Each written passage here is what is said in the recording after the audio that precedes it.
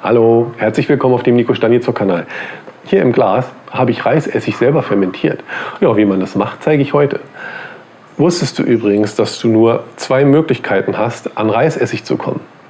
Du kaufst welchen oder du machst ihn selber. Du bist ja voll der Schlaumeier. Stimmt. In jedem Fall muss ich dazu erwähnen, Reisessig selber zu machen ist ziemlich schwierig und dauert sehr lange, mindestens 3 Monate. Außerdem brauchst du dafür zusätzlich Reiskochi. Und wenn du den noch nicht hast, dann verlinke ich dir hier oben mal die Anleitung, wie du Reiskochi selber machen kannst, beziehungsweise hier unterhalb vom Video in der Infobox. Ja, und falls jetzt noch jemand zuschaut, kommt die Anleitung, wie man Reisessig selber macht. Legen wir los.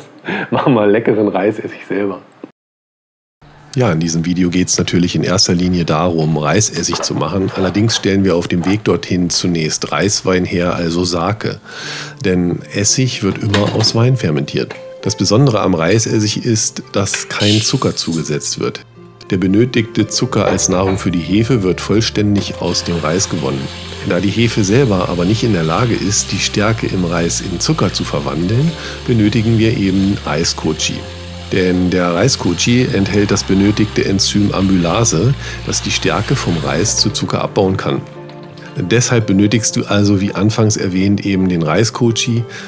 Der Link dafür und die Anleitung, das Ganze nochmal zum Nachlesen, ist hier unterhalb vom Video in der Infobox. Um zunächst den Sake herzustellen, benötigen wir einen polierten gekochten Reis. Ich verwende hier 150 Gramm japanischen Rundkornreis, der zunächst gewaschen wird und dann zusammen mit 400 Gramm Wasser in etwa 20 Minuten weich gekocht wird. Achte bitte darauf, dass der Reis dabei aber nicht zu einem totalen Brei zerfällt.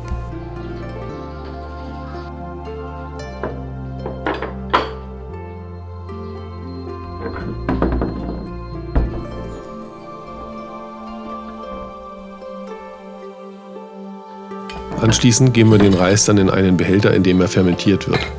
Ich verwende hier ein Mesonglas mit großer Öffnung, für die ich passende Fermentierdeckel aus Silikon habe.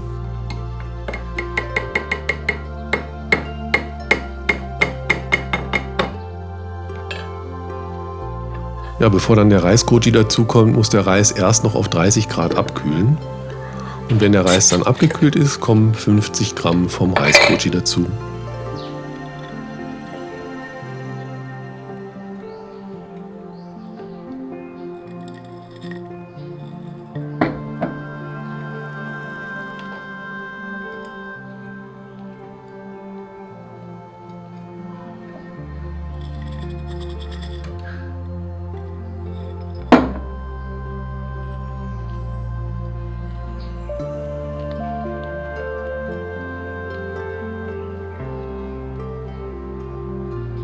Ja, anschließend füllen wir das Glas mit 1 Liter gefiltertem chlorfreiem Wasser auf.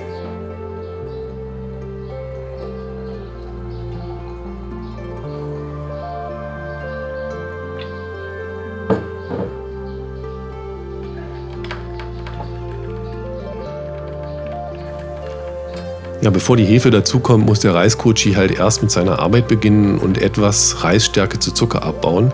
Daher decke ich das Glas jetzt hier erstmal mit einem Tuch ab und warte einen Tag.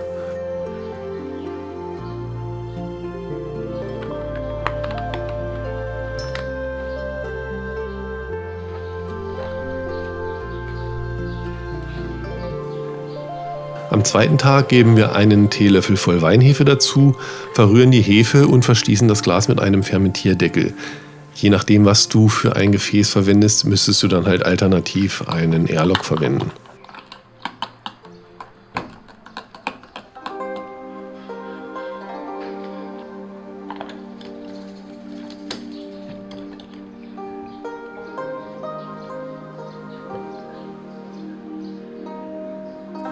Ja, dann mache ich mir hier noch ein Etikett drauf, damit ich weiß, wann der Reiswein fertig ist. Und dann lassen wir den Reis nun für 10 Tage an einem dunklen, warmen Ort zu Reiswein fermentieren.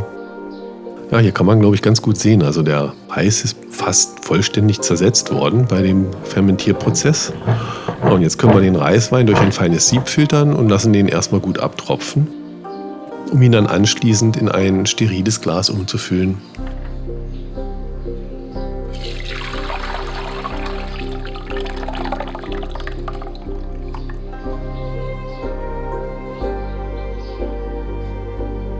Wenn du wie ich keine Essigmutter hast, ist es nötig, den Reiswein mit einem nicht pasteurisierten Essig zu impfen, der noch Bestandteile einer Essigmutter enthält. Ich verwende jetzt hier dafür 200 Gramm von einem Bio-Apfelessig. Ja, das Glas dann mit einem Tuch abdecken, damit ordentlich Sauerstoff an den Wein kommt und für 3 bis 6 Monate an einem dunklen Ort zu Essig fermentieren lassen.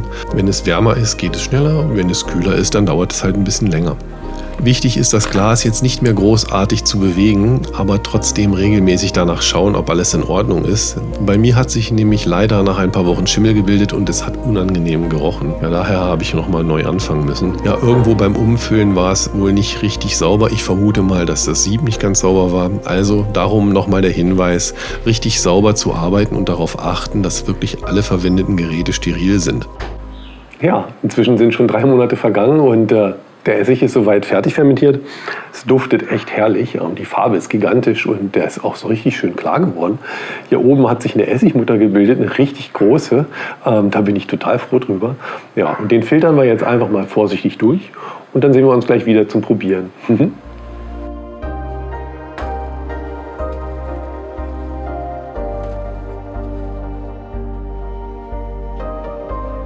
Ja, als erstes löse ich jetzt hier mal vorsichtig die Essigmutter vom Rand.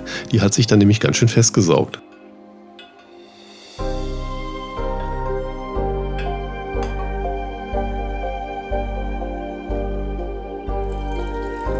Ja, und dann können wir den Essig schon durch ein Sieb filtern. Die Essigmutter, die lagere ich übrigens bis zur nächsten Verwendung eben in dem Essig. Und den restlichen Essig fülle ich in eine Flasche ab.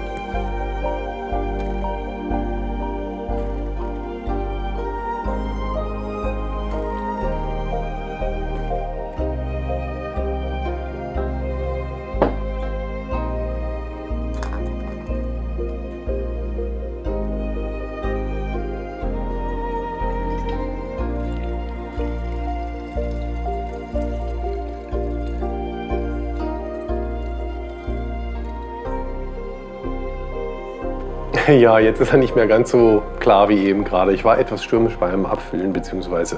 beim Filtern. Aber da ist halt jetzt naturtrüber Reisessig und das setzt sich ja auch wieder ab und dann wird er nachher wieder klar. Aber das tut dem Geschmack, denke ich, keinen Abbruch. Und das probieren wir jetzt gerade mal aus, wie der geworden ist. Mir läuft schon das Wasser wieder im Mund zusammen. Oh. Es duftet in jedem Fall echt herrlich.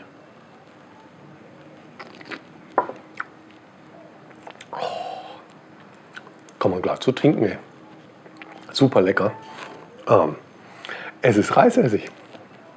Also, ich kann wirklich nur empfehlen, unbedingt ausprobieren. Ich kann hier viel erzählen, wenn der Tag lang ist. Am Ende musst du es selber herausfinden, ob sich der Aufwand lohnt und ob der so lecker ist, wie ich jetzt behaupte. Das gesagt. Ich verabschiede mich für heute. Würde mich sehr freuen, wenn wir uns im nächsten Video wiedersehen. Danke, dass du eingeschaltet hast. Wenn dir der Kanal Nico Staniszok gefällt. Nee, wenn dir das Video gefällt. Lass mir einen Daumen nach oben da. Oder nach unten, wie du magst. Aber wenn du meinen Kanal Nico Staniszok noch nicht abonniert hast, dann freue ich mich wirklich sehr darüber, wenn du den Kanal Nico Staniszok abonnierst. Das weiß ich wirklich sehr zu schätzen. Das gesagt, ich verabschiede mich jetzt und ja, wir sehen uns im nächsten Video. Hier. Reisessig machen gehen.